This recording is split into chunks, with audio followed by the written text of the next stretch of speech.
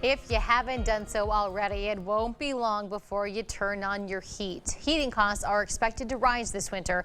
News 8 Now's Emily Haugen spoke with a service technician to get his advice on how to save on heating costs. Hi, Amy. Furnaces usually last 15 to 20 years. Keeping up on routine maintenance during those years could save you from an unexpected cold night. The weather is getting colder. People are starting to turn their furnaces on and make them think about winter.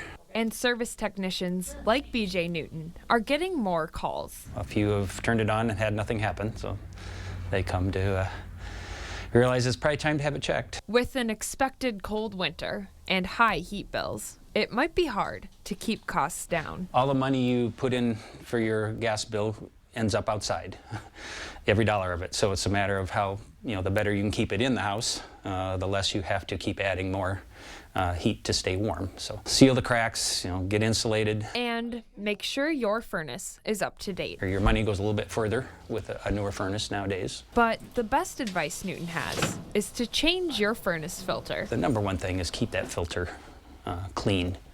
Because when the filter's plugged, it just can't breathe. The furnace runs a lot hotter, and that's harder on all the parts. And harder on your wallet. Newton advises checking it every 2 weeks and replacing it every 3 to 6 months.